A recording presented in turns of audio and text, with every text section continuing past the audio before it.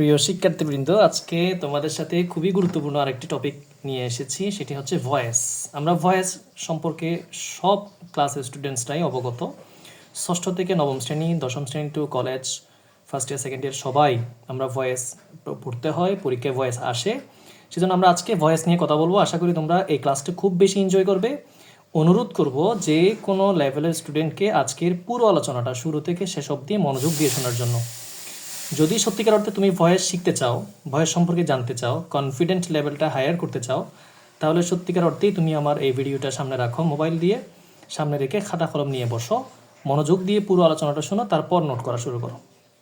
অথবা যদি এই মুহূর্তে নোট করতে ইচ্ছা না হয়, তাহলে পুরো আলোচনাটা আমার মনোযোগ দিয়ে শোনো, একবার মনোযোগ দিয়ে শুনবে। এরপর যদি তোমার মনে হয় যে এই ক্লাসটা নোট করা দরকার, তাহলে তুমি আশা করছি পুরো ক্লাসটা সুন্দর করে খাতায় নোট করে নিবে এবং বারবার রিভিশন দিবে ঘরের মধ্যে। তাহলে তোমার কাছে ভয়েস কমপ্লিট হয়ে যাবে। তবে আমরা পুরো ভয়েস সেশনটা এক ভিডিওতে নিতে পারবো না, আমরা খুব চমৎকার কিছু আলোচনা করব, হয়তো পার্ট 1, পার্ট 2, পার্ট 3 করে আমরা আলোচনাটা কন্টিনিউ করব।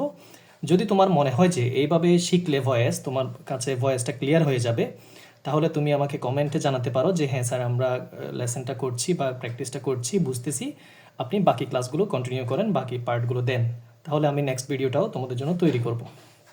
আচ্ছা যাই, ভয়েস ভয়েস মানে কি? ভয়েস শব্দটির অর্থ লিখেছি আমি এখানে বাচ্য। বাচ্য মানে আমরা যখন দৈনন্দিন কোনো কথাবার্তা বলি, এই কেউ আমরা অ্যাক্টিভ ভয়েসে কথা বলি, আবার কেউ আমরা প্যাসিভ ভয়েসে কথা বলি। তো এটা যদি তুমি ইংলিশে ভাবো, তাহলে এটা খুব কঠিন তোমার কাছে মনে হবে। তুমি এভাবে ভাবো যে অ্যাক্টিভ ভয়েস মানে হচ্ছে যখন কথা বলি, তখন দেখবা ধরো আমি কথা বলতেছি কারোর সামনে, তো আমি কথা বলার সময় কীভাবে বলি? আমি নিজেকে প্রাধান্য দিয়ে দিয়ে কথা বলি। ধরো আমি বললাম যে আমি এই কাজটা করি, আমি স্কুলে যাই, আমি স্টুডেন্টদেরকে পড়াই, আমি এই কাজটা করি। যখন আমি বলতেছি, তখন এখানে আমাকে প্রাধান্য দেওয়া হচ্ছে, কোনো ব্যক্তিকে প্রাধান্য দেওয়া হচ্ছে।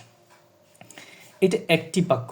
ধরো আমি বললাম শিক্ষক ছাত্রদেরকে পড়াই, তাহলে শিক্ষককে প্রাধান্য দেওয়া হচ্ছে এখানে। বাক্যটার শুরুতে আছে কে? শিক্ষক। আমি কাকে নিয়ে আলোচনা করছি? শিক্ষককে নিয়ে আলোচনা করছি। তাহলে শিক্ষক ছাত্রদেরকে পড়ান, তাহলে এটা হচ্ছে অ্যাক্টিভ বাক্য। আমি যদি বলি যে ঝাড়ুদার রুমটাকে ঝাড়ু দেয়, তাহলে ঝাড়ুদারকে প্রাধান্য দেওয়া হচ্ছে এখানে, তাহলে এটা অ্যাক্টিভ বাক্য। কিন্তু আমি যদি বলি, বাক্যটা শুনো আরেকটা বাক্য, যে রুমটি ঝাড়ু দেওয়া হয় ঝাড়ুদার দ্বারা, তাহলে এখানে প্রাধান্য দেওয়া হয়েছে কাকে? প্রাধান্য বলতে কার কথাটা বেশি মেইনলি ফোকাস করা হচ্ছে? রুমটাকে ঝাড়ু দেওয়া হয় ঝাড়ুদার দ্বারা, তাহলে এখানে রুমটাকে ফোকাস করা হচ্ছে বেশি, তাহলে এটা হচ্ছে প্যাসিভ বাক্য। আমি যদি বলি এই স্কুলের দপ্তরি প্রতিদিন পতাকা তোলে, তাহলে এখানে স্কুলের দপ্তরি দিয়ে বাক্যটা শুরু, তার মানে এটা অ্যাক্টিভ বাক্য। আর আমি যদি বলি পতাকাটি তোলা হয় দপ্তরির দ্বারা, তাহলে বাক্যটা প্যাসিভ বাক্য। এখানে পতাকাকে প্রাধান্য দেওয়া হচ্ছে। আরও সহজ কিছু বাক্য বলি, ধরো আমি ভাত খাই, তাহলে বাক্যটা অ্যাক্টিভ বাক্য, এখানে আমাকে প্রাধান্য দেওয়া হচ্ছে, আমি একজন ব্যক্তি।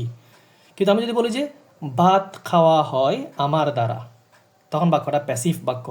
আমার দ্বারা কথাটা এখানে যদি নাও থাকে, তাহলেও বাক্যটা প্যাসিভ, ভাত খাওয়া হয়। আমি যদি বলি যে আমি কাপড় ধুই, তাহলে অ্যাক্টিভ বাক্য। আর যদি বলি যে কাপড়গুলো ধোয়া হয়, তাহলে হবে প্যাসিভ বাক্য, এখানে কাপড়কে প্রাধান্য দেওয়া হচ্ছে। তাহলে বাচ্চ আমরা যখন কথাবার্তা বলি, দেখবা সমাজের মধ্যে যখন মানুষ দোকানপাটে, রাস্তাঘাটে, বাড়ি ঘরে, যখন ক্লাসে অনেক কথাবার্তা বলে, প্রত্যেকটা বাক্য হয়তো অ্যাক্টিভে আছে, নয়তো প্যাসিভে আছে। এটা একটু খেয়াল করলে তুমি বুঝতে পারবে অ্যাক্টিভে আছে না প্যাসিভে আছে। প্রত্যেকটা মানুষ হয়তো অ্যাক্টিভে বলতেছে, নয়তো প্যাসিভে বলতেছে, কোনো না কোনো কথা। আচ্ছা, আমরা ভয়েসটা মোটামুটি তাইলে একটু পরিচয়টা বুঝলাম। তাহলে বাক্য কয় ধরনের পাচ্ছি আমরা? অ্যাক্টিভ সেন্টেন্স আর একটা হচ্ছে প্যাসিভ সেন্টেন্স। দু ধরনের সেন্টেন্স আমরা পাচ্ছি। আমি এখানে সহজ করে লিখে দিয়েছি, তুমি নোট করে নিতে পারো চাইলে। ক্লাসের জন্য নোট করতে প্রয়োজন হয়, টিচার হয়তো জিজ্ঞেস করবে যে অ্যাক্টিভ বাক্য কাকে বলে, প্যাসিভ বাক্য কাকে বলে, তুমি কি বুঝেছো এটা বলো, অথবা বইয়ের ভাষায় বলো। তাহলে এখান থেকে লিখে এটা বলে দিবা। যেমন যে বাক্যে সাবজেক্টকে প্রাধান্য দেওয়া হয় তাকে অ্যাক্টিভ সেন্টেন্স বলা হয়। যে বাক্যে অবজেক্ট তথা কর্মকে প্রাধান্য দেওয়া হয় তাকে প্যাসিভ সেন্টেন্স বলা হয়। যেমন এখানে বলা হচ্ছে রাখাল গরু চড়ায়, তো এখানে রাখালকে প্রাধান্য দেওয়া হয়েছে, রাখালই গরু চড়াচ্ছে, একজন ব্যক্তি, ও নিজেই কাজটা করছে, তাহলে এটা হচ্ছে অ্যাক্টিভ বাক্য। আচ্ছা, আমি যদি বলি আমার মা ঘরের সকল কাজ করে, তাহলে মা হচ্ছে সাবজেক্ট, তাহলে অ্যাক্টিভ বাক্য। আমার বাবা ঘরের বাইরের সকল কাজ করে, তাহলে অ্যাক্টিভ বাক্য। আমি যদি বলি আমার ভাই গণিত চর্চা করে, তাহলে আমার ভাই দিয়ে বাক্যটা শুরু, তাহলে অ্যাক্টিভ বাক্য। কিন্তু এখানে যদি বলা হয় প্রতিদিন আমাদের ঘরের কাজগুলো ঠিক টাইমে শেষ করা হয়। আমাদের ঘরের কাজগুলো প্রতিদিন যথাসময়ে শেষ করা হয়। কার দ্বারা? সেটা বললাম, ধরো আমার মায়ের দ্বারা, আমার ভাইয়ের দ্বারা, আমার বোনের দ্বারা, এটা পরে বলা আছে, কিন্তু বাড়ির কাজগুলোকে প্রাধান্য দেওয়া হচ্ছে, তখন এটা প্যাসিভ বাক্য হয়ে যাবে। তাহলে আমরা আন্ডারস্ট্যান্ডিংটা কি বুঝলাম? যদি কোনো বাক্যের মধ্যে ব্যক্তিকে বা কর্তা যিনি কাজটা করছেন ওনাকে প্রাধান্য দিয়ে যদি কোনো বাক্য বলা হয় তাহলে একটি বাক্য, আর কর্মটাকে প্রাধান্য দেওয়া হলে, অবজেক্টটাকে প্রাধান্য দেওয়া হলে সেটাকে বলা হচ্ছে প্যাসিভ বাক্য। আশা করি দুটো বিষয় ক্লিয়ার হয়ে গেছে। এখন তোমরা বলতে পারো আমাকে যে স্যার ইংলিশ বাক্য আমি কিভাবে বুঝবো যে অ্যাক্টিভ কোনটা প্যাসিভ কোনটা? সেটা চেনারও উপায় আছে, তবে এটা এই মুহূর্তে বলবো না, যেহেতু তুমি বাক্যটা এখনও বানাইতে জানো না, এখনও পড়তে জানো না। সুতরাং এই মুহূর্তে আমরা এই কোনটা প্যাসিভ বাক্য কোনটা অ্যাক্টিভ বাক্য এটা দেখা মাত্র আমি কীভাবে চিনবো সেটা আমাদের আলোচনার শেষ পর্যায়ে এসে আমি একটা টিপস দিয়ে দিব, যেটার দ্বারা তুমি বুঝতে পারবা পৃথিবীর যে কোনো ইংলিশ বাক্য দেখা মাত্রই তুমি ধরতে পারবা যে বাক্যটা অ্যাক্টিভে আছে নাকি বাক্যটা প্যাসিভ আছে। আচ্ছা, আমরা তাহলে এই পর্বে বাক্যটাকে ট্রান্সফর্ম করতে চাই, আমরা রুলস শিখতে চাই। আমরা অনেকে বলে sir active to passive, passive to active করার জন্য রুলস কি? আমরা সেই রুলসগুলো টেন্স বেসড, আমি এখানে লিখেছি টেন্স বেসড। টেন্স বেসড মানে হচ্ছে, হ্যাঁ এই যে টেন্স বেসড, আমরা এটা পড়াতে যাচ্ছি। আবার টেন্সও মাথায় ঢুকবে, অ্যাক্টিভ প্যাসিভও মাথায় ঢুকবে, দুটো জিনিস যাতে একসাথে কভার হয়ে যায় সেজন্যই আমরা এভাবে শিখতে যাচ্ছি। স্টুডেন্ট হলে এভাবেই শিখতে হয়। আরও কিছু টিপস আছে অবশ্য, মুখস্থবিদ্যা মানে টেন্স না বুঝেই হুট করে মুখস্থ করে ফেলা, এটা দীর্ঘস্থায়ী নয়, এটা মাথা থেকে চলে যাবে বা বিপদে পড়বা তুমি। সেজন্য আমি টেন্সটা কভার করার চেষ্টা করছি, একটু মনোযোগ দিয়ে শুনলেই বুঝতে পারবো। এখানে আমরা অ্যাক্টিভ টু প্যাসিভ করার জন্য 9টি রুল শিখতে হয়। 9টি রুল শিখতে হয়। আমরা 9টি শিখবো না, 9টি খুব বেশি কাজে আসবে না, পরীক্ষায় সবগুলোও আসবে না। আমরা এখানে শিখবো সর্বমোট 6টি। স্যার কয়টি? 6টি রুলসের মধ্যে তোমার কভার হয়ে যাবে। 6টির ভিতরে একটা বাক্য পরীক্ষা অবশ্যই তুমি কমন পেয়ে যাবা, 9টি শিখতে হবে না। হ্যাঁ, 9টির মধ্যে বাকি যে 3টা আছে সেই 3টা ইম্পর্টেন্ট নয়, তবে প্রয়োজন আছে শেখা। তুমি যদি বলো যে স্যার এই 3টা সব আমি শিখতে চাই, তাহলে তোমাকে এটা অ্যাডভান্স লেভেলে গিয়ে আমি এই বিষয়টা শেখাবো, এখন দিব না। এখন যদি কোনো স্টার্টিং যারা করছে তাদেরকে যদি এই 9টা দিই, সে 9টার মধ্যে কোনটা বেশি গুরুত্বপূর্ণ এটা হারিয়ে ফেলবে। সেটা আমরা 9টা দিব না, 6টা দিব। 6টা শিখবো। এই ভিডিওতে আমরা শিখবো 3টা, পরের ভিডিওতে 3টা শিখবো, সব মিলিয়ে হবে 6টি। আচ্ছা, এর বাইরে কথা আছে স্যার এই ধরনের একটি প্যাসিভ শিখলে কি পরীক্ষার জন্য এনাফ? তবে আমি একটা সাজেশন তোমাদেরকে দিয়ে রাখি, যে যারা একটু সচেতন তাদের জন্য কিছু পরামর্শ দিই। সেটি হলো অ্যাক্টিভ প্যাসিভ শেখার জন্য তোমাকে কী কী শিখতে হবে। যদি তুমি বলো যে আমি ফুল প্যাকেজটা জানতে চাই স্যার, পরীক্ষা আমি যদি এটুক শিখি এটুক জন্য পরীক্ষা কমন আসবে, আমি রিস্ক নিতে চাই না, আমি A+ স্ট্যান্ডার্ড স্টুডেন্ট, তাহলে আমি রিস্ক নিতে চাই না, তোমার জন্য আমার পরামর্শ থাকবে, তোমার জন্য যারা অ্যাডভান্স লেভেলে তাদের জন্য আমার পরামর্শ হচ্ছে অ্যাসার্টিভ সেন্টেন্সের অ্যাক্টিভ প্যাসিভ তোমাকে শিখতে হবে। তুমি যদি ভালো স্টুডেন্ট হয়ে থাকো তোমাকে অ্যাসার্টিভ সেন্টেন্স শিখতে হবে। এখান থেকে প্রায় 9টি রুল শিখতে হবে, যে কিছুক্ষণ আগে বললাম 9টি রুল শিখতে হবে অ্যাসার্টিভ সেন্টেন্সের জন্য। 9 টেন্সের উপর, 12 টেন্সের প্যাসিভ হয় না, 9 টেন্সের প্যাসিভ হয়। 9টি রুল শিখতে হবে প্রথম কাজ। তারপর তুমি যদি বলো যে স্যার আমি এই 9টি সেন্টেন্স পারি, তাহলে এরপরে তোমাকে শিখতে হবে ইন্টারোগেটিভ বাক্যের প্যাসিভ, প্রশ্নবোধক বাক্যের প্যাসিভ কেমন হয় এটা তোমাকে অবশ্যই শিখতে হবে। সেটা তোমাকে হয়তো 6টা শিখলে এনাফ, সবগুলো শিখতে হবে না, 6টা দিয়ে এনাফ। ইন্টারোগেটিভ শিখতে হবে তোমাকে। আচ্ছা, এরপর তুমি যদি বলো স্যার আমার এটাও শেখা শেষ, তাহলে আমি কি করব? আমি বলবো ইম্পারেটিভ বাক্যের প্যাসিভ তোমাকে শিখতে হবে। ইম্পারেটিভ বাক্যের প্যাসিভ তোমাকেও তাও এই রুল আছে সর্বোচ্চ ধরো 3টা, হা বোধক না বোধক মিলাইয়ে, আর একটা ইম্পারেটিভের উপর আবার ইম্পারেটিভ একটা রুল আছে, সব মিলিয়ে 3টা ধরলাম আমি। 3টা, 2টা রুল, হা বোধক এবং না বোধকের জন্য 2টা, ইম্পারেটিভ হা বোধক, ইম্পারেটিভ না বোধক। একটা স্পেশাল বা বেসিক রুল আছে যেটা খুব ব্যতিক্রম করে পরীক্ষা আসে, সেটা শিখতে হবে তোমাকে। এই যে এই 3টা রুল, এইটুক যদি কমপ্লিট করতে পারো তাহলে তোমার জন্য অ্যাক্টিভ টু প্যাসিভ কমপ্লিট হয়ে যাবে অ্যাজ এ স্টুডেন্ট। যদি এর মাঝখানে আমার এই ভিডিওটা শুনে যদি কেউ মনে করো যে শুধু অ্যাসার্টিভগুলো পারো, ইন্টারোগেটিভ ইম্পারেটিভ পারো না, তাহলে তুমি 3 ভাগের 1 ভাগ শিখেছ মাত্র, আরও 2 ভাগ রয়ে গেছে। কেউ যদি বলো যে এই 2 ভাগ পারো, তাহলে 3 ভাগে 2 ভাগ তুমি পারো। কেউ যদি 3টা পারো, তাহলে 3 ভাগে 3 ভাগই পারো, তাহলে তুমি ফুল প্রস্তুতি আছে তোমার। এই জিনিসটা বুঝতে হবে। তুমি যদি না জানো তোমার স্যারকে জিজ্ঞেস করো, টিচারকে বলো, আমাকে বলো, অথবা অন্য কাউকে বলো, তুমি যেখানে পড়ছো এখানে বলো যে স্যার আমার কাছে অ্যাসার্টিভ জানা আছে, ইন্টারোগেটিভ তো জানা নেই, ইম্পারেটিভ তো জানা নেই। এইটা স্যারকে বলো, তুমি কি জানো না সেটা তোমাকে জানতে হবে, তাহলে তোমার প্রস্তুতিটা কমপ্লিট হবে। আচ্ছা, অ্যাসার্টিভ সেন্টেন্স বলতে আমরা কি বুঝতেছি? অ্যাসার্টিভ সেন্টেন্স মানে এটা ভার্ব, যে ভার্বের আগে আছে সাবজেক্ট, এরপরে ভার্ব, এরপর অবজেক্ট। এই ধরনের বাক্যগুলোকে অ্যাসার্টিভ সেন্টেন্স বলে। এই ধরনের বাক্য পরীক্ষা আসবে 9টির যে কোনো একটি আসতে পারে। আগে সাবজেক্ট, পরে ভার্ব, এরপর হচ্ছে অবজেক্ট, এটাকে বলে অ্যাসার্টিভ সেন্টেন্স। সহজ কথা, আগে সাবজেক্ট, পরে ভার্ব, এরপর অবজেক্ট। এই বাক্যটাকে বলা অ্যাসার্টিভ। আর এটা হচ্ছে প্রশ্নবোধক বা ইন্টারোগেটিভ, এটা তো বুঝতেই পারছো। Do you know him, do you know him, তুমি কি তাকে চিনো? এই বাক্যটার প্যাসিভ কী হবে? এটা একটু ভিন্ন রুলস। এখানে ডো দিয়ে থাকতে পারে, ডিড দিয়ে থাকতে পারে, অ্যামিজার ওয়াজ দিয়ে থাকতে পারে, উইল দিয়ে থাকতে পারে। বাক্যটা প্রশ্নবোধক বিভিন্ন রকমের হইতে পারে। যে বললাম 6টি শিখলে এনাফ মোটামুটি। ইন্টারোগেটিভ বাক্য, এই ধরনের বাক্যের প্যাসিভ তোমাকে জানতে হবে পরীক্ষা এভাবে আসে। আরেকটা হচ্ছে ইম্পারেটিভ। ইম্পারেটিভ মানে যে বাক্যটা ভার্ব দিয়ে শুরু হয়। প্লিজ কথাটা নয়, এটা সম্মানসূচক বোঝানোর জন্য, অনুরোধ বোঝানোর জন্য অতিরিক্ত ওয়ার্ড হিসেবে ব্যবহৃত হয়েছে। এই বাক্যটা দেখো, প্রোটেক্ট এনভায়রনমেন্ট, এনভায়রনমেন্টকে রক্ষা করো, ফ্রম বিং স্পয়েলড, নষ্ট হয়ে যাওয়া থেকে। এই যে ভার্বটা, বাক্যটা ভার্ব দিয়ে শুরু, তাহলে এটা বাক্য ইম্পারেটিভ বাক্য।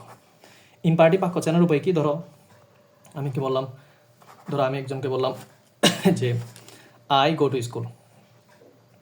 তা আই গো টু স্কুলের মধ্যে সুন্দর রুলটা হচ্ছে এমন, এই বাক্যটা শুরুতে সাবজেক্ট আছে, এরপরে ভার্ব আছে। এই যে সাবজেক্ট আছে, বুঝলাম কি সাবজেক্ট আছে, এই যে সাবজেক্ট আছে, ভার্ব আছে, এরপরে অবজেক্ট আছে। তাহলে এটা অ্যাসার্টিভ সেন্টেন্স। তাহলে এটা অ্যাসার্টিভ সেন্টেন্স, সাবজেক্ট আছে, ভার্ব আছে, পরে অতিরিক্ত অংশ আছে। তাহলে এটা অ্যাসার্টিভ সেন্টেন্স, ভালো কথা, অ্যাসার্টিভ। হ্যাঁ, কিন্তু এখান থেকে সাবজেক্টটা কেটে দাও, তাহলে বাক্যটা তারা কি? দেখো, গো টু স্কুল, স্কুলে যাও। আগে ছিল যে আমি স্কুলে যাই, এখন হয়ে গেছে গো টু স্কুল, স্কুলে যাও। আইটা পাত, সাবজেক্টটা পাত। তাহলে বাক্যটা শুরু হলো কি দিয়ে? ভার্ব দিয়ে। যখন কোনো বাক্য ভার্ব দিয়ে শুরু হবে, তখন সেই বাক্যকে বলা হয় ইম্পারেটিভ বাক্য। সেই বাক্যটাকেই বলা হয় ইম্পারেটিভ বাক্য। তাহলে আমরা এটাকে ইম্পারেটিভ বাক্য বলতেছি, এটা ভার্ব দিয়ে শুরু হলে ইম্পারেটিভ বাক্য। তাহলে আগে থেকে যদি সাবজেক্ট সরে যায়, তখন এরপরে যদি ভার্ব দিয়ে বাক্য শুরু হয়, তখন বলে ইম্পারেটিভ সেন্টেন্স। এই ধরনের বাক্যগুলোর প্যাসিভ কীরকম? অ্যাসার্টিভ বাক্যের প্যাসিভ একরকম, ইম্পারেটিভ বাক্যের প্যাসিভ আরেক রকম। দুটোই তোমাকে বিষয় জানতে হবে, তাহলে তোমার কাছে ক্লিয়ার কাট ভয়েস সম্পর্কে ক্লিয়ার ধারণা থাকবে। একটা দুটা পেরেই যদি বলো যে আমি অ্যাক্টিভ প্যাসিভ পারি, তাহলে এটা প্রস্তুতির অর্ধেক অংশ হবে এবং দুর্বলতা হবে এটা তোমার জন্য। আশা করি আমার বিষয়টা বুঝতে পেরেছো, বা আমার পরামর্শটা তোমরা মাথায় ধরেছো, তুমি এটা মাথায় নিয়েই প্রস্তুতিটা আগাইতে হবে। আসো আমাদের মূল আলোচনায় যাই। এতক্ষণ পর্যন্ত অনেক কথা শুনেছো, আমরা খুব সুন্দরভাবে কিছু রুলস দিতে চাই, যে রুলসগুলো তোমাকে হেল্প করবে বাক্যকে active to passive, passive to active করার জন্য। আচ্ছা, যেহেতু বলেছি আমি টেন্স ভিত্তিক আমরা অ্যাক্টিভ প্যাসিভ পড়বো, সেজন্য আমাদেরকে এই টেন্সগুলো এখানে লেখা হয়েছে। এই বাক্যটা দেখো, প্রেজেন্ট ইনডিফিনিট টেন্স। ভালো করে খেয়াল করো, আমার মুখে মুখে বলো পারলে। প্রেজেন্ট ইনডিফিনিট টেন্স, এই বাক্যটাকে আমরা প্রেজেন্ট ইনডিফিনিট টেন্সে নিয়ে যাব, মানে একই টেন্স থেকে একই টেন্সে অ্যাক্টিভ বাক্যটাকে আমরা করব প্যাসিভ বাক্য। অর্থাৎ কোনো বাক্য অ্যাক্টিভ প্রেজেন্ট ইনডিফিনিট টেন্সে আছে, সেটাকে প্রেজেন্ট ইনডিফিনিট টেন্সে প্যাসিভে কীভাবে নিব, রুলসটা একটু খেয়াল করো। ধরো এই বাক্যটা, বাক্যের শুরুতেই বসছে সাবজেক্ট, এরপরে বসছে V1 অথবা ভার্বের সাথে S by S। খেয়াল করো, কোনো ভার্ব আছে V1 অথবা S by S, এরপরে আছে অবজেক্ট। তাহলে subject verb object, subject verb object, তাহলে মানে এটা অ্যাসার্টিভ সেন্টেন্স। এবং এটা V1 দিয়ে যদি বাক্যটা হয়, তাহলে হবে প্রেজেন্ট ডিফিনিট টেন্স। যদি ভার্বের সাথে S by S থাকে, তাহলেও প্রেজেন্ট ডিফিনিট টেন্স। ধরো আমি বললাম I play football, I play football, যদি এটা V1 আছে, তাহলে এটা প্রেজেন্ট ডিফিনিট টেন্স। ধর এখানে হি চলে আসছে, তাহলে এটা প্লেস হয়ে গেল, তাহলেও present definite tense. S by S থাকলেও প্রেজেন্ট ডিফিনিট টেন্স। তাহলে V1 থাকলেও present definite tense, S by S থাকলেও প্রেজেন্ট ডিফিনিট টেন্স। আশা করি বিষয়টা বুঝতে পেরেছো। তাহলে V1 হোক present definite tense, S by S হোক প্রেজেন্ট ডিফিনিট টেন্স, এটা প্রেজেন্ট ডিফিনিট টেন্স আছে। টেন্স ধরতে হলে সাবজেক্ট নয়, অবজেক্ট নয়, ভার্বটাকে দেখতে হয়। এই ভার্বটাকে আমরা দেখে টেন্স নির্ণয় করব। এই বাক্যটা পড়ো, the teacher explains the lesson. The teacher মানে শিক্ষকটি, এক্সপ্লেইনস মানে ব্যাখ্যা করে, দ্য লেসন পাঠটি, ওই লেসনটি পড়াটি স্যারে ব্যাখ্যা করে দেয় ক্লিয়ারলি, পরিষ্কারভাবে। এখানের মধ্যে সাবজেক্ট হচ্ছে দ্য টিচার, ভার্ব হচ্ছে এক্সপ্লেইনস, অবজেক্ট হচ্ছে দ্য লেসন। তিনটা অংশ, সাবজেক্ট ভার্ব অবজেক্ট। এরপর একটা LY যুক্ত ওয়ার্ড দেখতে পাচ্ছ, এটা একটু অ্যাডভান্স স্টুডেন্টদের জন্য, যদি মনে রাখতে পারো ভালো, না বুঝলেও টেনশন নাই। এটাকে বলে অ্যাডভার্ব, LY যুক্ত ওয়ার্ডটাকে বলে অ্যাডভার্ব। এটা কি করব সেটা পরের কথা, আমরা সেটা নিয়ে বলে ফেলবো, একটু পরে বলবো। তুমি এটা নিয়ে মাথা না ঘামাই, আমরা বলি সাবজেক্ট ভার্ব অবজেক্ট, এই তিনটা অংশকে নিয়ে আমাকে এই প্রেজেন্ট ইনডিফিনিট টেন্সের বাক্যটাকে প্রেজেন্ট ইনডিফিনিট টেন্সের প্যাসিভ বাক্য বানাতে হবে। এখানে আরও কিছু ব্যাখ্যা প্রয়োজন আছে, সেটা শোনো। এই ভার্বের সাথে S আছে, দেখো এই যে S, এখানে S আছে। তো ভার্বের সাথে S থাকা মানে হচ্ছে এটা প্রেজেন্ট ডিফিনিট টেন্স। যদি Sটা না থাকতো, তাহলেও প্রেজেন্ট ডিফিনিট টেন্স হইতো। এই যে V1 হলেও এই প্রেজেন্ট ডিফিনিট টেন্স। টেন্স আশা করি বুঝছি, আমরা টেন্স শিখতে এখানে বসিনি, আমরা বসছি অ্যাক্টিভ টু প্যাসিভ কীভাবে করবো এটার জন্য। তাহলে আমরা আলোচনা সেদিকে নিয়ে যাই। আচ্ছা, এটা যদি প্যাসিভ করতে বলে আমি কি করবো দেখো, আমি একটা রুল শেখাচ্ছি, সেই রুলটা মাথায় নাও। যে এই যে অবজেক্ট এখানে দেখতে পাচ্ছ, সেই অবজেক্টটাকে আগে বাক্যে শুরুতে নিয়ে আসবো। রুলটা কি খেয়াল করো, অবজেক্টটা আগে আসবে, প্লাস অবজেক্টটা আগে আসার পরে এই V1 যেটা ইউজ করতেছো সেটার জন্য তোমাকে ইউজ করতে হবে কি, রুলটা একটু মুখস্থ করে ফেলো, যে M, is, R.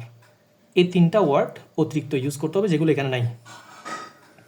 Present indefinite টেন্সের জন্য এম, ইজ, আর ইউজ করতে হবে যেগুলো এখানে নাই, এটা এক্সট্রা ইউজ করতে হচ্ছে আমাকে। বাক্যকে প্যাসিভ করতে হলে এদের সাহায্য নিতে হয়। তারপরে এখানে যে ভার্বটা দেখতে পাচ্ছ V1 অথবা এস বাই এস, সে দোনো ধরনের ভার্ব, মানে দুই ধরনের ভার্বকেই যেটাই থাকুক না কেন, এস বাই এস থাকুক অথবা এস বাই এস না থাকুক, সেই ভার্বটাকে আমরা বানাই দিব ভার্বের থার্ড ফর্ম, B3 ফর্ম।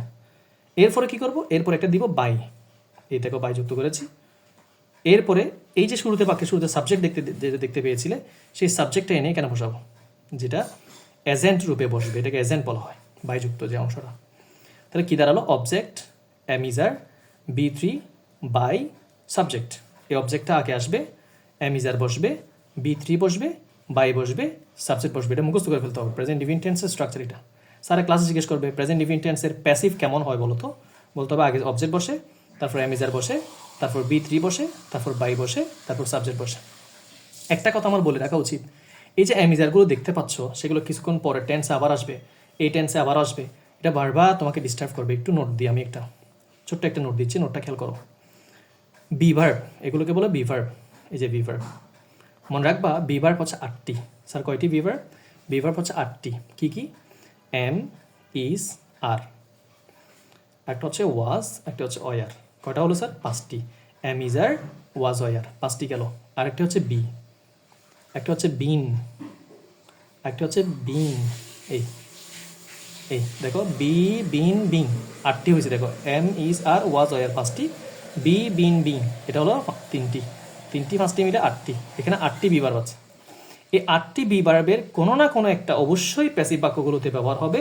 কখনো প্রেজেন্ট টেন্সের জন্য এরা, কখনো পাস্ট টেন্সের জন্য এরা, কখনো মডেলের সাথে এইটা, কখনো হ্যাভ হ্যাজের সাথে এইটা, হ্যাভ হ্যাজ হেডের সাথে, আর কখনো এম, ইজ, আর, ওয়াজ, অয়ারের সাথে এইটা। কখন কোনটা ব্যবহার হবে এটা যদি মনে রাখতে পারো, তাহলে তোমার কাছে একটি প্যাসিভটা খুবই ইজি হয়ে যাবে।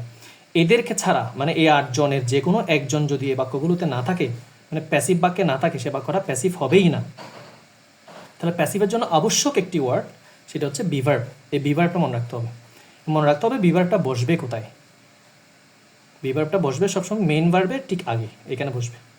এটা মনে রাখো। আচ্ছা, আমরা সামনে আগাই। আশা করি বিষয়টা বুঝতেছি ধীরে ধীরে। তাহলে কি হলো, object am, is, are, B3 by plus subject. আচ্ছা আসি দেখি এই বাক্যটাকে আমরা সেই রুল অ্যান্সার করি। একটু আসি, এখানে অবজেক্ট কি, দ্য লেসন। এখানে কিন্তু একটা ক্লিয়ারলি ওয়ার্ড, অতিরিক্ত ওয়ার্ড আছে। এই ওয়ার্ডটা কোথায় নিবা সেটার জন্য আমি একটু ক্লু দিয়ে দিব, যদিও এটা রুলের ভিতরে নাই। এক্সট্রা কথা বলতেছি, তুমি যত সহজে রুলগুলো খেয়াল করবা তত সহজ বাক্য পরীক্ষা আসে না। এরকম ডিস্টার্ব করে এরকম কিছু ওয়ার্ড পরীক্ষা চলে আসবে, এগুলোর জন্য তুমি বিপদে পড়ে যাবা। সেজন্য এই ওয়ার্ডটা আমি ইচ্ছা করে নিয়েছি। খেয়াল করো, প্রথম ওটা আমরা লিখবো যে এই অবজেক্টটা আগে আনতে বলতেছি। এই অবজেক্ট হচ্ছে এখানে দ্য লেসন। আমরা আনসার লিখতেছি দ্য লেসন, দ্য লেসন লিখলাম, এটা অবজেক্টটা নিয়ে আসলাম। তারপর এখান থেকে নিতে হবে এম, ইজ, আর, তিনটার একটা। এম তো হয় না সাধারণত, এম হয় না কেন, এখানে আই থাকলে আই এম হইতো, এখানে তো আই এম নাই, এখানে আছে দ্য লেসন। দ্য লেসনের জন্য হবে ইজ, ইজটা নিব। কেন, দ্য লেসন এক বচন, সেজন্য ইজ নিচ্ছি। দ্য লেসন যদি বহুবচন হইতো, দ্য লেসেন্স যদি হইতো, তাহলে আর নিতাম। দ্য লেসন নিলাম। এরপরে বলতেছে ইজের পরে এ V3 বসানোর জন্য। V3 মানে এটা, এখানে এক্সপ্লেইন যে ওয়ার্ডটা আছে, এক্সপ্লেইনের V3 হচ্ছে, এক্সপ্লেইনের সাথে আমরা ইডি লাগিয়ে দিব, হয়ে যাবে এক্সপ্লেইনড B3। ইডি যুক্ত ওয়ার্ডগুলো সাধারণত B3 B2 দুটাই হয়। তাহলে এটা V3 দিলাম, তারপর দিব বাই। হ্যাঁ, তোমার যদি ভার্ব সম্পর্কে আইডিয়া না থাকে তাহলে ভার্বের একটি ক্লাস আছে, সেই ক্লাসটা দেখে নিতে হবে। যে স্যার আমি ভার্ব সম্পর্কে দুর্বল, আমাকে ভার্বের ফর্মগুলো বুঝান, তাহলে এটা অন্য কথা। এখন এসে ভার্ব সম্পর্কে বলতে গেলে প্যাসিভ আর শেখা হবে না। The lesson is explained by the teacher. The teacher, এখানে একটা গণ্ডগোল লেগে গেছে আমার অলরেডি। এটা কি, এটা বলতে ভুলে গেছি আমি। এখানে যে এলওয়াই যুক্ত ওয়ার্ডটা দেখতে পাচ্ছ, এগুলোকে অ্যাডভার্ব বলে। হ্যাঁ, অ্যাডভার্ব ওয়ার্ডটা কোথায় ব্যবহার করবা, এটা একটু জটিলতা আছে, আমি একটু বলে দিচ্ছি। এলওয়াই যুক্ত ওয়ার্ডগুলো সবসময় এই ভার্বটার ঠিক ফর বলে দেওয়া উচিত। এই যে এখানে বলে দেওয়া উচিত বাইয়ের আগে। এটা এক্সট্রা কথা, এটা রুলের ভিতর নাই, এই রুলের ভিতর নাই। দেখো বাইয়ের আগে যে বলতে হবে, এটা এখানে রুলের ভিতর নাই। যদি বাক্যের মধ্যে এলওয়াই যুক্ত ওয়ার্ড থাকে সেটা মেইন ভার্বের ঠিক পরপর বলে ফেলা উচিত। তাহলে বাক্যটা এমন হওয়া উচিত। অ্যান্সারটা the lesson is explained clearly. এখানে ক্লিয়ারলি ওয়ার্ডটা আমার বলার উচিত ছিল। এই যে ক্লিয়ারলি, এই কি বলছি, এলওয়াই যুক্ত ওয়ার্ডগুলো মেইন ভার্বের পরপর বলে দিব। এটা সাবজেক্ট ভার্ব অবজেক্টের ভিতরে নয়, অতিরিক্ত একটি অংশ। এলওয়াই যুক্ত কোনো ওয়ার্ড যদি পরীক্ষায় আসে অর্থাৎ অ্যাডভার্ব আসে, সেটাকে আমরা মেইন ভার্বের পরপর দিয়ে দিব। বাকিগুলো সিরিয়াল ঠিক থাকবে। দ্য লেসন এটা হচ্ছে অবজেক্ট, অ্যামিজার থেকে ইজটা নিলাম, এরপরে V3 আমরা এক্সপ্লেইন ইউজ করেছি, এরপর এটা অতিরিক্ত ওয়ার্ডটা এলওয়াই যুক্ত ওয়ার্ডগুলো মেইন ভার্বের পরে দিয়ে দিব। তারপর বাই বসবে, দ্য টিচার বসে গেল। এই আগের সাবজেক্টটি পরে এসে অবজেক্ট হিসেবে বসে গেল। আশা করি বিষয়টা রুলটা ক্লিয়ার হয়ে গেছে। এটুক তো বোঝার কথা, এটুক তো না বোঝার কথা নয়। এলওয়াই যুক্ত কোনো ওয়ার্ড আসলে সেই ওয়ার্ডটাকে আমরা কোথায় দিব বলেছি, মেইন ভার্বের পরে এই জায়গা বরাবর অ্যাড করে দিব এটা। তাহলে এটা সঠিক পজিশনিংটা হয়ে যাবে। আচ্ছা, এটা বুঝেছি আশা করি। তাহলে আমরা একটু সামনের রুলের দিকে যাই। তাহলে আমরা আর একটা রুলস সম্পর্কে আলোচনা করলে আমরা আর একটু ভালো বুঝতে পারবো। আচ্ছা, এখন আসি, আমরা 2 নম্বর রুলে যাচ্ছি। 2 নম্বর রুল হচ্ছে পাস্ট ইনডিফিনিট টেন্সের রুল। পাস্ট ইনডিফিনিট টেন্স মানে কি? ফার্স্ট ইনডিফিনিট টেন্স মানে হলো ভার্বের 2 নম্বর ফর্ম। ভার্বের কোন নম্বর ফর্ম স্যার? 2 নম্বর ফর্ম। ধরো এটা সাবজেক্ট আছে, এখানে V2 আছে। সাবজেক্টের পরে যদি V2 হয়, অবজেক্টটা যেদিকে যাকা, সাবজেক্টটা যেদিকে যাকা, টেন্স ধরার জন্য আমরা সাবজেক্ট দেখবো না, অবজেক্ট দেখবো না, আমরা দেখবো ভার্বটা। এই ভার্বটা যদি V2-তে থাকে, ভার্বের 2 নম্বর ফর্মে থাকে, তাহলে এটা ফার্স্ট ইনডিফিনিট টেন্স। এখানে ভার্ব কোথায় দেখো, the police arrested the thief. Police arrest করেছে থিফকে, মানে চোরটাকে, ইয়েস্টারডে, গতকাল। এখানে অ্যারেস্টেড ওয়ার্ডটা হচ্ছে ভার্ব, এই ওয়ার্ডটা ভার্ব। এখানে ইডি আছে, দেখো এটা V2-তে আছে। মনে রাখবা, কোনো ওয়ার্ডের সাথে যদি ধরো ওয়ার্ক, এর সাথে ইডি আছে, তুমি এটাকে V2 বলতে পারবা। সেম ওয়ার্ডটার সাথে যদি V2 থাকে, মানে ইডি থাকে, তুমি এটাকে V3ও বলতে পারবা। ইডি যুক্ত ওয়ার্ডগুলো V2 এবং V3 সেম, এটা মনে রাখো। এটা খুব সংক্ষেপে একটা কথা এক্সট্রা বলে ফেললাম, এটা অনেকে হয়তো জানো, তারপরেও বললাম। তাহলে এটা V2-তে আছে। পাস্ট ইনডিফিনিট টেন্সের প্যাসিভ কী হবে? আমরা আবার রুল লিখতে যাব। দেখো সেম এই রুলটা আমি আবার লিখবো। একটু দেখো ব্যতিক্রমটা কোন জায়গায়, চেঞ্জটা কোন জায়গায়। দেখো রুলস মুখস্থ করার কিচ্ছু নাই, এই রুলসটা অলরেডি মুখস্থ হয়ে গেছে আশা করি। রুলসটা লিখবো আমি, দেখো আবার অবজেক্ট লিখবো, এই অবজেক্টটা আগে নিয়ে যাব। এটা দেখতে দেখতেই তোমার মুখস্থ হয়ে যাবে। অবজেক্ট, এখন আমরা কিন্তু এমিজার দিব না, এখন দিব আমরা ওয়াজ ওয়ার। যেহেতু এটা V2-তে আছে, এটা V2-তে আছে বলে আমরা এখানে ইউজ করবো ওয়াজ ওয়ার, ওয়াজ অথবা ওয়ার। এ দেখো ওয়াজ ওয়ার ইউজ করেছি। স্যার এরপর কী দেওয়ার কথা? এরপর হচ্ছে V3। প্রত্যেকটা বাক্যে V3 হবে। এখানে V1 আছে, এখানে V3 হয়ে গেছে। এখানে V2 আছে, তাও V3 হয়ে যাবে। এখানে V1 আছে, আবার V3 হয়ে যাবে। প্রত্যেকবার V3 হবে, এটা মনে রাখো। প্যাসিভের মধ্যে ভার্ব হবে কি? V3। ভার্বের third form, plus by plus subject. দেখো নতুন কোনো রুল দিয়েছি, object, am is are, was were, V3, by, subject same. তাহলে নতুন করে শেখার কি আছে? তুমি যদি বুদ্ধিমান হও, একই স্ট্রাকচারটা বারবার ইউজ হচ্ছে, তুমি একটা ভালো করে শিখে ফেললে সবগুলো তুমি অটোমেটিক্যালি মাথায় সেট আপ করতে পারবা। তো এখানে অ্যামিজার হয়েছে, এখানে ওয়াজ ওয়ার কেন? এখানে ভার্বটা ছিল V1 বা S বাই S, সেজন্য অ্যামিজার হয়েছে। এখানে ভার্বটা আছে V2-তে, সেজন্য ওয়াজ ওয়ার হচ্ছে। তো এখানে ওয়াজ ওয়ার কেন হয়েছে যদি স্যার জিজ্ঞেস করে, বলতে হবে এখানে ভার্বটা V2-তে আছে, সেজন্য এখানে অক্সিলারি ভার্ব হিসেবে ওয়াজ ওয়ার আসছে। এই ওয়াজ ওয়ার আসছে বি ভার্ব, কারণ বি ভার্ব ছাড়া বাক্যটা কি হয় না, প্যাসিভ বাক্য হয় না। আচ্ছা, এটা বাক্যটা প্যাসিভ করে তাইলে আমরা, স্যার এখানে যে ইয়েস্টারডে ওয়ার্ডটা আছে, এই ইয়েস্টারডে ওয়ার্ডটাও একটা অ্যাডভার্ব, এটা একটা অ্যাডভার্ব। তবে এই অ্যাডভার্ব এবং এই অ্যাডভার্বের মধ্যে একটু পার্থক্য আছে। এই অ্যাডভার্ব হচ্ছে এলওয়াই যুক্ত অ্যাডভার্ব, এটা অ্যাডভার্ব অফ ম্যানার বলে, অ্যাডভার্ব অফ ম্যানার। আর এটা হচ্ছে অ্যাডভার্ব অফ টাইম, যেগুলো দ্বারা সময় বোঝায়। ইয়েস্টারডে থাকতে পারে, টুমরো থাকতে পারে, হ্যাঁ, this day, this year, this morning, এরকম থাকতে পারে। এগুলোকে টাইম ওয়ার্ড বলতে। এগুলো কোথায় বসবে স্যার? এটা আবার বসার একটা ভিন্নতা আছে। এইগুলো বসে যে এলওয়াই যুক্ত ওয়ার্ডগুলো বসে মেন ভার্বের ঠিক পরপর। তবে এগুলো কোথায় বসবে? এই যে সময়যুক্ত ইয়েস্টারডে আছে, ধরো এই বাক্যের মধ্যে টুমরো একটা ওয়ার্ড আসবে, দেখো ইয়েস্টারডে, টুমরো, এই ওয়ার্ডগুলো কোথায় বসবে? এগুলো সময় নির্দেশক শব্দ, এগুলো বসবে বাক্যের একদম শেষে, মানে বাই সাবজেক্ট বসার পরে গিয়ে বসবে ইয়েস্টারডে। দুইটার জন্য দুইটা রুল বলে দিছি, একটু মাথায় নাও, এগুলো এক্সট্রা কথা, আমরা রুলের বাইরের কথা এগুলো। আচ্ছা, আমরা অবজেক্টটা লিখি এখন। স্যার বলুন তো এখানে অবজেক্ট কি? এখানে হচ্ছে দ্য থিফ হচ্ছে অবজেক্ট, এটা অবজেক্ট, এটি সাবজেক্ট, এটি ভার্ব, এটি অবজেক্ট। এটা অবজেক্টটা আগে লিখবো আমরা, এই যে অবজেক্ট আগে লিখতে বলতেছে এখানে। লিখলাম দ্য থিফ, থিফ মানে হচ্ছে চোর, এ থিফ, দ্য থিফটা দিলাম। এরপর আমাকে কি দিতে বলতেছে? Was were. থিফ কয়জন বলো তো? একজন। থিফ একজন হলে হবে ওয়াজ, থিপ যদি বহুজন হইতো তাহলে হয়তো অয়ার। আচ্ছা থিপ যে এক বজন না বহুবচন এটা কেমন বুঝলাম? এখানে দেখো থিপ এফ বানানে বোঝাচ্ছে এটা এক বজন। যদি এটা থিপস এরকম IVES এরকম হইতো তাহলে এটা বহুবচন ধরতাম আমরা, ওয়াজ দিলাম। এরপরে V3 মানে কি অ্যারেস্টেডের V3, অ্যারেস্টেডের V3 হবে অ্যারেস্টেড, কারণ এটা V2 ইডিওয়ালা আবার ইডিওয়ালা V3 সেম। The thief was arrested by the police, the police লিখে ফেলবো, দ্য পুলিশ, এই যে দ্য পুলিশ লিখলাম, বাই দ্য পুলিশ। স্যার রয়ে গেছে কি ইয়েস্টারডে, ইয়েস্টারডে শব্দটা এখানে বসবে না, ইয়েস্টারডে বসবে বাক্যের শেষে। The thief was arrested by the police yesterday, সময় নির্দেশক অ্যাডভার্বগুলো বাক্যের শেষে গিয়ে বসে। Yesterday, the thief was arrested by the police yesterday. আশা করি বাক্যটা বোঝা হয়ে গেছে। প্রেজেন্ট ইনডিফিনিট টেন্স শেষ, পাস্ট ইনডিফিনিট টেন্স শেষ। এখন আমরা আরেকটা টেন্স শেষ করবো আজকের এই আলোচনাটা কমপ্লিট করে, এটা হচ্ছে ফিউচার ইনডিফিনিট টেন্স। এখানে 3টা আমরা শিখছি, আমাদেরকে শিখতে হবে কয়টি স্যার? 6টি শিখতে হবে। ওখান থেকে আমরা আজকে 3টা টেন্স কমপ্লিট করছি, আর 3টা টেন্স দিয়ে আমরা আরেকটা পার্ট বানাবো। সেই পার্টের মধ্যে আশা করি সেকেন্ড পার্টটার মধ্যে কমপ্লিট টেন্সটা হয়ে যাবে আমাদের। আচ্ছা এখন তোমরা মনে মনে ভাবতেছো স্যার আপনি একটা একটা বাক্য দিচ্ছেন, করে দিচ্ছেন, আমাদেরকে কিছু বাক্য দেন যে বাক্যগুলো আমরা প্র্যাকটিস করতে পারি।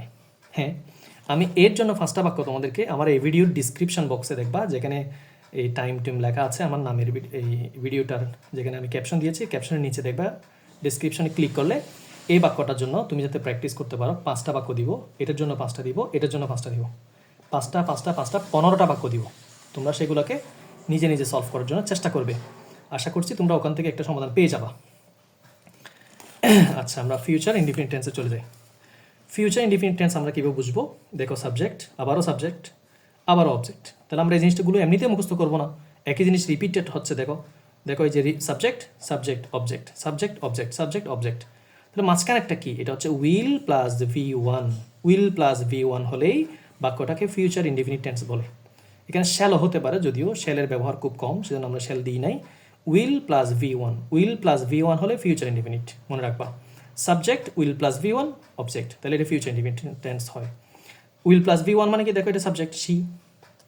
উইল ফিনিশ শেষ করবে, সে শেষ করবে। দ্য অ্যাসাইনমেন্ট এটা অবজেক্ট, দ্য অ্যাসাইনমেন্ট এটা অবজেক্ট, সে অ্যাসাইনমেন্টটা শেষ করবে, কমপ্লিট করবে। টুমোরো আগামীকাল, এটা হচ্ছে অ্যাডভার্ব, সময় বোঝাচ্ছে এটা অ্যাডভার্ব, এটা অতিরিক্ত কথা। সাবজেক্ট এটুকু হচ্ছে ভার্ব, এটুকু হচ্ছে অবজেক্ট। এখানে ভার্ব দুইটা, একটা উইল একটা ফিনিশ। উইল হচ্ছে মডাল অক্সিলারি, ফিনিশ হচ্ছে মেইন ভার্ব। তাহলে এটা সাবজেক্ট, এই দুইটা ভার্ব, এই দুইটা মিলে একসাথে ভার্ব, আর এটা হচ্ছে object. Subject verb object, subject verb object, এই 3টা অংশকে ধরে সাবজেক্ট অ্যাক্টিভ প্যাসিভ করতে হবে। এটা অতিরিক্ত, এটা কোথায় বসবে? বাক্যের একদম শেষে গিয়ে বসে যাবে, সোজা হিসাবে এটা। আচ্ছা আসি এখন, তাহলে এটার অ্যান্সারটা কী হবে? স্ট্রাকচারটা আমরা লিখি আগে, আবার রুলটা কি দেখো তো, একটু রুলটা বলো তো নিজে নিজে। অবজেক্টটা আগে লিখতে হয়, দিলাম অবজেক্ট আগে। তারপরে এখানে যে উইলটা আছে সেই উইলটা ইউজ করতে হবে। এই উইলটা, এর নতুন রুল কেয়ার করো, উইলটা ইউজ করতে হবে। এই উইলটা ইউজ করলাম। তুমি বলতে পারো স্যার এটাতে এর উইলটা এখানে চলে আসছে, অ্যাক্টিভের উইলটা প্যাসিভে চলে আসবে। তারপরে মেন ভার্বটা ইউজ করা যাবে না, একটা বিভার মানতে হবে, যে এখান থেকে বিভার আনতে হবে। এখান থেকে বিভার বানার কথা ছিল, আমরা অ্যামিজার ইউজ করে ফেলেছি, ওয়াজ ওয়ার ইউজ করে ফেলেছি, এখন রয়ে গেছে বি। এগুলোর ব্যবহার আমরা পরের ক্লাসে শুনবো অবশ্য, এগুলো এখন আজকে শুনবো না। এই বিটা শুনো, এই বিটা এটা কোথায় বসে? মডালের সাথে। মডাল, মডাল কি? ধরো মডাল, মডালের সাথে সবসময় বি বসে, এটা মনে রাখবা, বি। এখানে মডাল হচ্ছে উইল, উইল হচ্ছে মডাল, সাথে বি বসবে।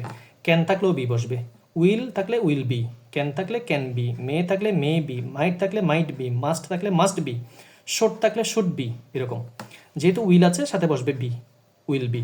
তাহলে মুখস্থ করে ফেলো, অবজেক্টটা আগে বসবে, যদি উইল থাকে উইলের সাথে একটা বি বসবে, এই যে বি ভার্ব, এখান থেকে বি ভার্ব এসে বসবে। অ্যামিজার চলে গেছে, ওয়াজার চলে গেল, এখন বি এসে বসতেছে, উইল বি। তাহলে উইল থাকলে উইল বি, মুখস্থ করে ফেলো, উইল থাকলে উইল বি, এখানে উইল আছে, উইল বি বসবে। এই ভার্বটা স্যার এখনও বসে নাই, V1টা এখনও বসে নাই। এই V1টা হয়ে যাবে এখানে, আমরা জানি ভার্ব সবসময় V3 হয়। এই যে ভার্বটা V3 হয়ে গেল, তো উইল বসলো, বি বসলো, তারপর B3 হয়ে গেল, will B3, will be B3, will be B3। Object কিন্তু আগেই আছে, এখনও অবজেক্টকে প্রাধান্য দেওয়া হচ্ছে, বাক্যটা প্যাসিভ বাক্য, অবজেক্টকে প্রাধান্য দেওয়া হচ্ছে, অবজেক্টকে প্রাধান্য দেওয়া হচ্ছে, অবজেক্টকে প্রাধান্য দেওয়া হচ্ছে। Will be B3 plus by, by বসবে, আবার সাবজেক্ট বসবে, এই যে আবার সাবজেক্ট বসছে।